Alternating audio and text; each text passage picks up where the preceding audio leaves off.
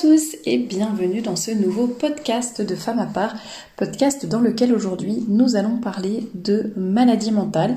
Alors cela rentre dans le cadre de notre thématique du mois de novembre qui est la thématique de la joie chrétienne. Et la joie, comme je l'ai peut-être déjà dit dans le podcast de la semaine dernière et puis dans d'autres articles, la joie vient avant toute chose, évidemment, quand on est ancré en Dieu, mais aussi elle vient d'un certain équilibre. Et parfois, cet équilibre peut se retrouver fragilisé pour différentes raisons et nous empêcher d'avoir justement cette joie, cette paix intérieure. Voilà, au contraire, nous sommes en dépression ou alors anxieuses, etc., etc. Donc j'ai trouvé que c'était important de parler de cela, d'autant plus que l'une d'entre vous m'a justement posé une question sur ce sujet-là, de me demander justement en tant que catholique comment on se positionnait un petit peu par rapport à cette thématique. C'est vrai qu'il y a pas mal de personnes qui disent c'est inutile le prêtre peut tout régler, la prière peut tout régler, c'est inutile d'aller voir un psychiatre, etc.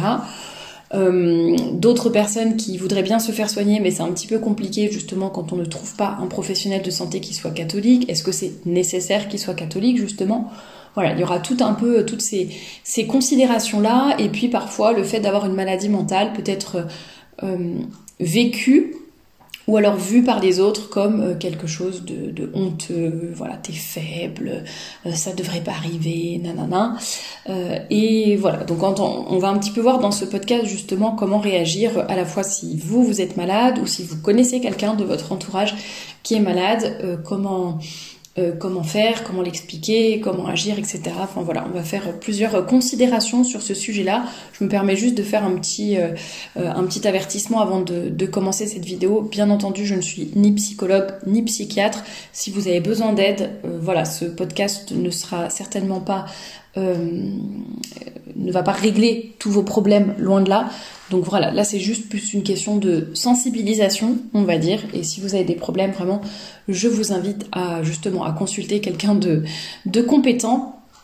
Et voilà, c'était juste pour le petit avertissement, parce que je sais que parfois certaines choses sont comprises de travers.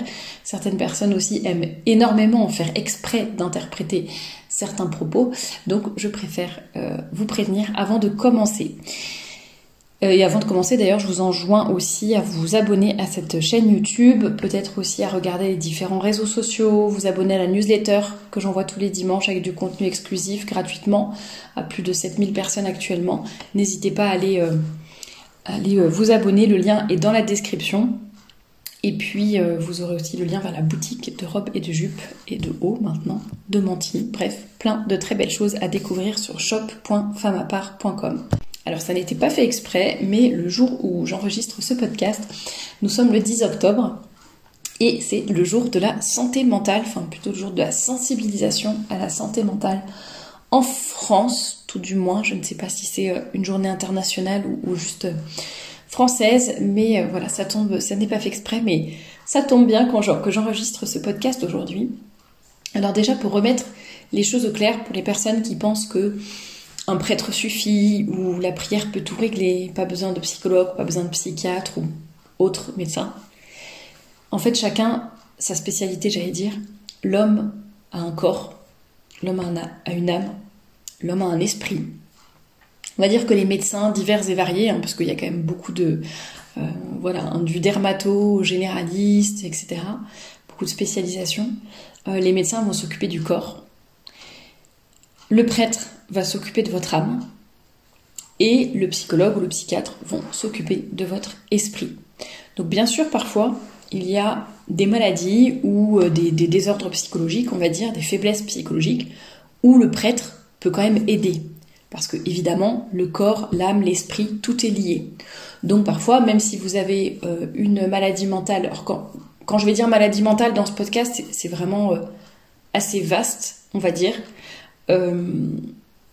Ça peut être à la fois de la bipolarité, des troubles de la personnalité, des troubles de l'anxiété, des troubles du comportement alimentaire, burn-out, dépression postpartum, déprime, c'est pas forcément des choses ultra graves, des crises de folie ou de paranoïa ni quoi que ce soit, ça peut l'être aussi, mais on va dire que j'englobe vraiment tous les troubles, tout ce qui peut troubler la santé mentale, on va dire, du moins grave au plus grave, ou du moins voyant au plus voyant, au plus évident. Tous les troubles ne se voient pas forcément de l'extérieur et sont d'ailleurs parfois difficilement décelables même par le sujet lui-même. Et donc ce que je voulais dire, c'est que il y a des troubles mentaux qui peuvent tout à fait donc effectivement être résolus. En tout cas, vous pouvez être aidé par des psychologues et des psychiatres, mais le prêtre a aussi son rôle à jouer parce que, comme je le disais, tout est lié et il se peut, par exemple, je sais pas, quelqu'un qui est assez déséquilibré, enfin voilà, qui a besoin d'aide d'un psy. Et un de ces déséquilibres, ça peut aussi se manifester dans la vie spirituelle, par exemple, par beaucoup de scrupules. Vous voyez, le prêtre, s'il est au courant, d'ailleurs on dit souvent le médecin de l'âme, s'il est au courant du trouble psychologique et puis il voit que ça se matérialise de façon très concrète dans la confession, par exemple, avec le scrupule de la personne.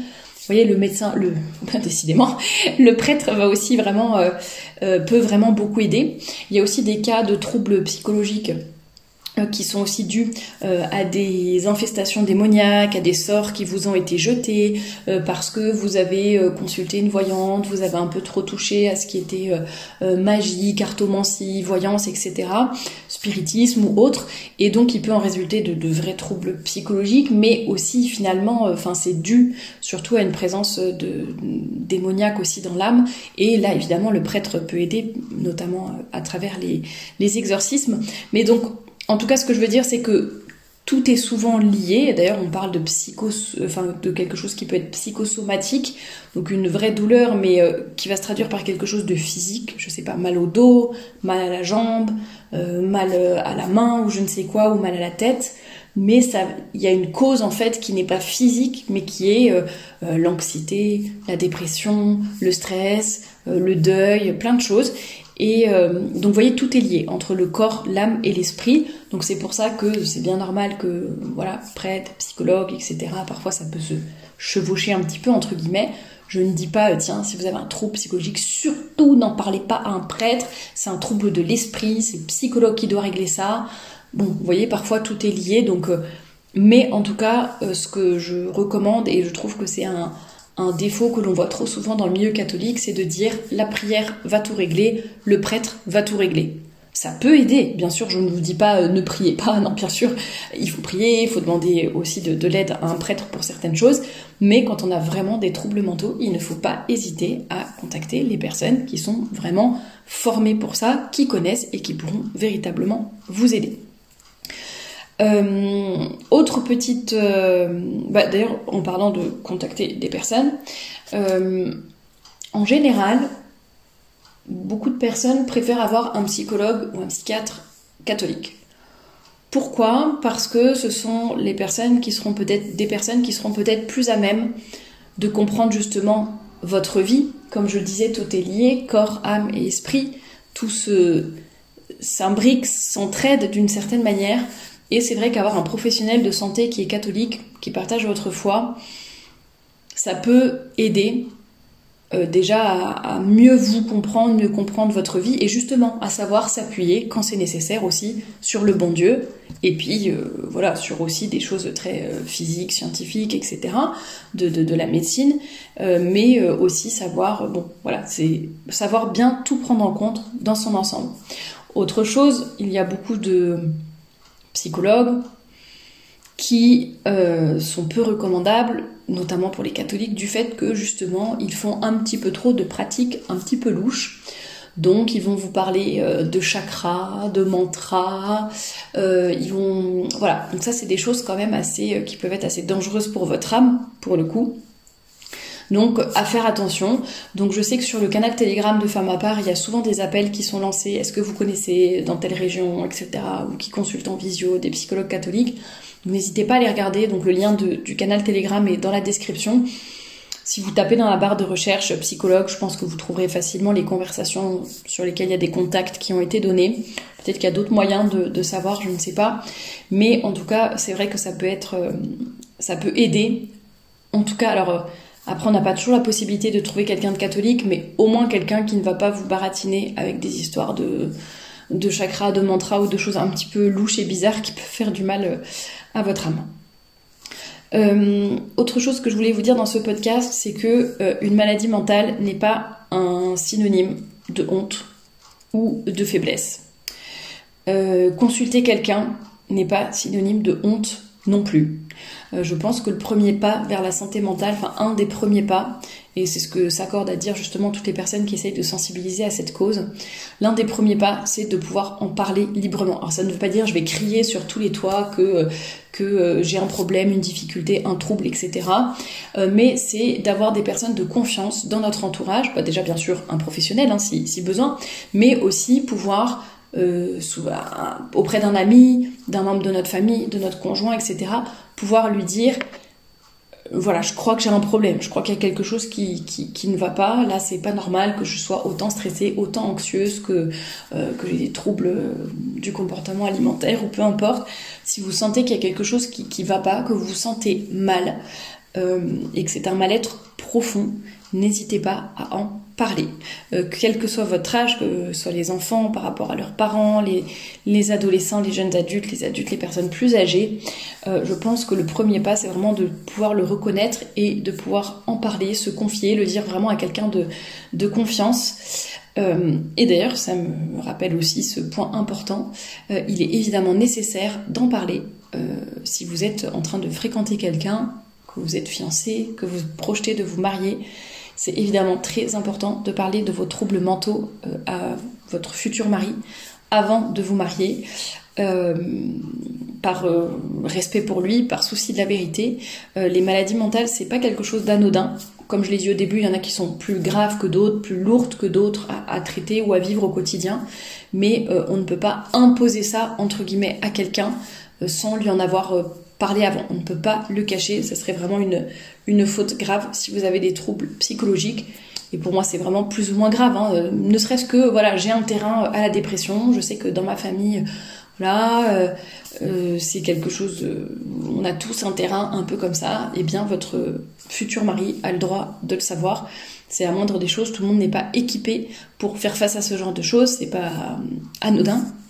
Donc évidemment c'est très important. Donc en parler, comme je l'ai déjà dit, après c'est se faire soigner aussi, hein, prendre le médecin qui va être à même de vous guider vers la guérison. Vous pouvez tout simplement déjà consulter votre généraliste et en fait lui il saura vous aiguiller aussi. Et puis évidemment s'il faut se confesser, être en état de grâce, voilà. Que voulais-je vous dire aussi que tout ne se voit pas, parce que là je parle un peu à la fois du point de vue de la personne qui va être malade, mais à la fois aussi je parle des personnes qui vont être dans l'entourage des malades, et donc je tiens à préciser que tout ne se voit pas. Tout n'est pas forcément détectable en un clin d'œil. Quelqu'un qui est dépressif, il va pas être en train de pleurer en permanence en fait. Donc même si la personne, elle peut avoir un grand sourire, être de bonne humeur devant vous et vivre des épreuves très difficiles et avoir un mal-être profond. Donc une maladie mentale ne se voit pas forcément, même, je sais pas, la bipolarité, le trouble de la personnalité, ça ne se voit pas forcément. Moi je l'ai appris de certaines personnes que je fréquentais beaucoup, enfin de près quoi, et la personne me l'a dit un jour comme ça parce que c'est sorti dans la conversation, qu'elle était bipolaire, qu'elle souffrait de troubles de la bipolarité. Bon après elle prenait ses cachets et tout ça, mais c'est vrai que moi je l'avais jamais vue. Mais bon, quand elle me racontait ce par quoi elle passait, etc., des phases de grande euphorie, après des phases de grande dépression, bah forcément moi je le voyais pas parce que quand on se voyait, en plus c'était dans un cadre plus ou moins professionnel, donc voilà, c'est vrai que tout ne se voit pas. Donc il faut pas juger les autres ou se dire que non, elle est pas malade, je suis désolée, ça se voit, elle travaille, elle fait ses courses comme tout le monde, non, je suis désolée, elle exagère, elle a rien. Bah non. Et ne pas non plus se dire telle personne n'est pas en larmes en permanence, donc tout va bien quoi. Donc il faut y penser, et puis aussi il faut aussi savoir justement quand il y a des terrains plus ou moins favorables, vous savez, enfin plus ou moins favorables. Disons que une femme qui vient d'accoucher par exemple, c'est quand même assez courant d'avoir une dépression postpartum qui va être plus ou moins longue, plus ou moins difficile, plus ou moins profonde, tout ce qu'on veut, mais il y a quand même un terrain favorable.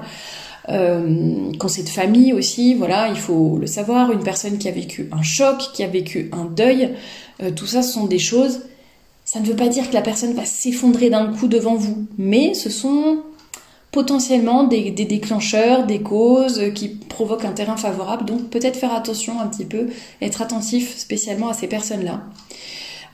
Et surtout se dire qu'en fait les personnes elles sont dans un logiciel différent de nous. Et c'est assez difficile de les comprendre finalement, surtout si on n'est pas passé par ces choses-là. Et il ne faut pas juger trop vite les gens, ou se dire écoute maintenant tu te ressaisis, tu fais ci, tu fais ça, t'arrêtes tes simagrées et c'est bon. Bah, en fait la personne si vraiment elle est malade, c'est pas dire ça qui va arranger les choses. Donc il faut se dire que vraiment, parce que parfois on a du mal à comprendre quand on n'a pas vécu ces choses-là, on a du mal à comprendre telle personne elle est en permanence dans la paranoïa, en permanence elle se sent agressée, avec le perfectionnisme et je sais pas quoi, telle personne va tout le temps voir le mal partout et beaucoup souffrir de voir le mal, le péché, etc. autour d'elle, enfin bref, il y a plein de choses comme ça. Et nous on va pas forcément comprendre, mais il faut se dire la personne, elle a un logiciel en fait dans son cerveau, c'est comme s'il y avait un logiciel différent.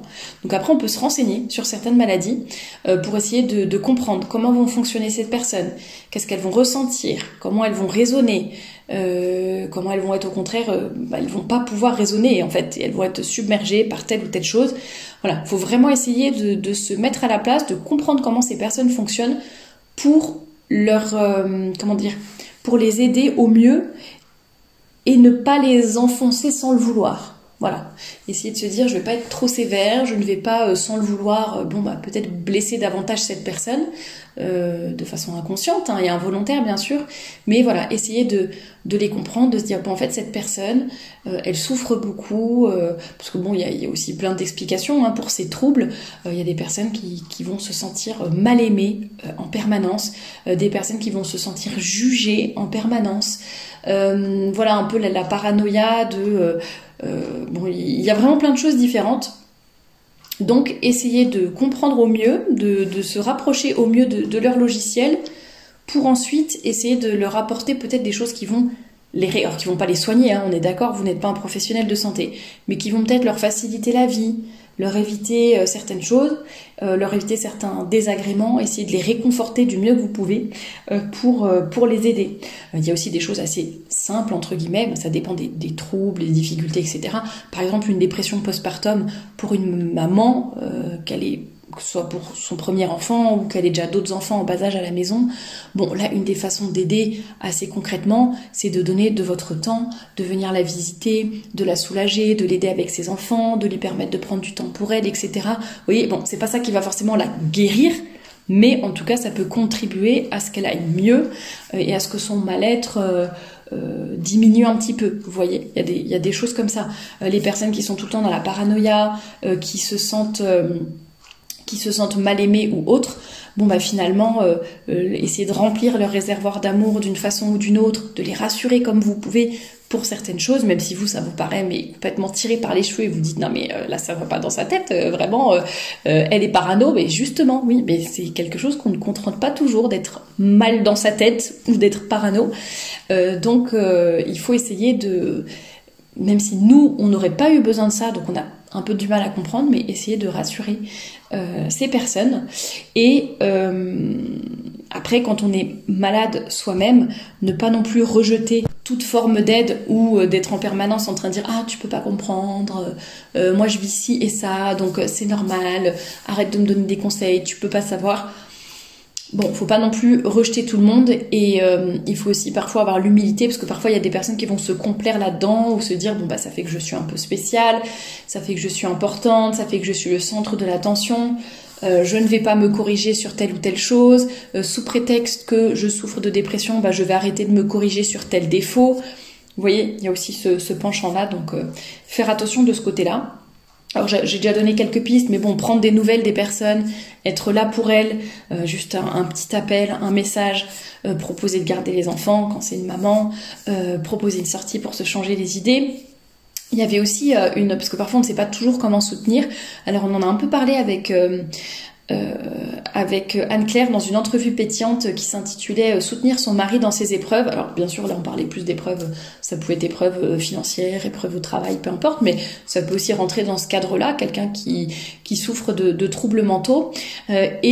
Dans l'article que j'en ai fait le 16 octobre, j'ai ajouté j'ai un peu retranscrit ce qu'on avait dit dans l'entrevue pétillante, et j'ai aussi ajouté un témoignage d'un père de famille qui a souffert de dépression pendant plusieurs années, et pour lui c'était pas vraiment très très difficile, et je vous invite vraiment à aller lire ce témoignage, et il dit justement que sa femme l'a énormément aidé. Rien que c'était déjà énorme, mais en fait en s'occupant des enfants, en assurant les tâches quotidiennes, en faisant en sorte que finalement niveau logistique tout roule, tout avance, que les enfants soient à l'école, que les repas soient faits, que ceci, que cela, et bien finalement il sentait que, c'était déjà énorme, sa présence, le fait qu'elle assure du côté logistique, qu'elle soit là physiquement, qu'elle soit toujours patiente, douce, etc. Et bien ça l'a énormément aidé à traverser cette période difficile. Et puis bien sûr, je suppose qu'il était aussi suivi à côté, mais vous voyez, c'est des choses vraiment hyper importantes. Juste parfois, on se sent un petit peu démuni parfois par rapport à ces maladies, à ces troubles mentaux. Mais rien que le fait d'être là, d'être solide et d'assurer, ça va déjà faire énormément.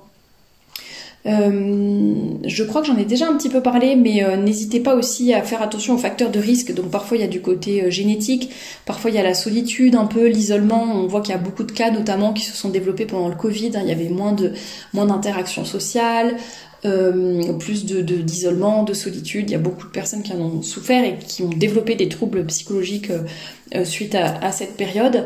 L'anxiété généralisée par rapport à la fin du monde, la planète qui va s'éteindre, tout ça. Bon, il y a de plus en plus d'enfants d'ailleurs qui vivent des troubles psychologiques importants justement parce qu'ils sont en permanence dans l'anxiété. Je pense qu'il y a aussi un manque cruel, un vide spirituel énorme. Donc la vie n'a aucun sens, vu ce qu'on fait de nous-mêmes. Attendez, il faut que je fasse une phrase en français. On se transforme nous-mêmes en notre propre Dieu, en notre propre roi. Voilà, tout ce narcissisme de notre époque. Et donc, quand on ne compte que sur soi-même, il n'y a que nous-mêmes qui comptons, on se fait son propre Dieu et il n'y a pas d'autre chose spirituelle. Et on remplit notre temps et notre vide avec les écrans, par exemple. Eh bien, c'est sûr que peut-être que c'est un terrain plus propice aussi à certains troubles mentaux. La fatigue, le deuil, les épreuves, la maternité aussi. J'ai déjà mentionné les dépressions postpartum, un choc émotionnel, etc. Donc comprendre d'où ça vient, ça peut aider aussi, et ça peut aussi aider à prévenir, aider les personnes qui souffrent déjà de ces troubles, mais ça peut aussi aider à prévenir certains troubles mentaux. Je pense que c'est important aussi pourquoi il y a ces journées de sensibilisation à la santé mentale, etc. C'est aussi parce que mieux vaut prévenir que guérir. Donc si vous sentez justement que vous en arrivez quand même à avoir beaucoup de stress, d'anxiété, de fatigue, etc., quand c'est possible, ou si vous avez quelqu'un qui est comme ça dans votre entourage, vraiment faites-y attention. Il faut savoir ralentir, prendre du temps pour soi, ne pas trop tirer sur la corde, s'entourer, donc avoir des interactions sociales aussi, bien sûr avoir une vie spirituelle ancrée en Dieu, etc. C'est plein de facteurs comme ça, mais il faut y faire attention, que ce soit pour nous ou pour les autres. Et voilà, et c'est ça aussi, c'est grâce à cela que nous retrouverons une vraie joie chrétienne et une paix, la paix en fait de la tranquillité de l'ordre, la paix des gens qui sont ancrés en Dieu, qui lui font confiance, qui ont une vie équilibrée. C'est ce que je vous souhaite à tous. J'espère que ce podcast, qui est vraiment un peu différent de ce que je fais d'habitude, mais bon, bien sûr, c'est pas exhaustif, et encore une fois, je ne suis pas professionnelle de santé, mais je tenais vraiment à peut-être à vous encourager à prendre soin de vous, mieux vaut prévenir que guérir, encore une fois, prendre soin des personnes qui vous entourent, ne pas prendre ces problèmes à la légère, vous soigner si c'est nécessaire, et ne pas penser que c'est une marque de faiblesse, de honte, que hop, on se débrouille tout seul et on va guérir. Voilà, un petit peu pour les messages que je voulais vous faire passer aujourd'hui. J'espère que ça vous aura aidé, encouragé, peut-être aussi à faire attention aux personnes qui vous entourent. Et nous continuerons ce mois de novembre encore sur cette thématique de la joie chrétienne. À très bientôt pour un nouveau podcast.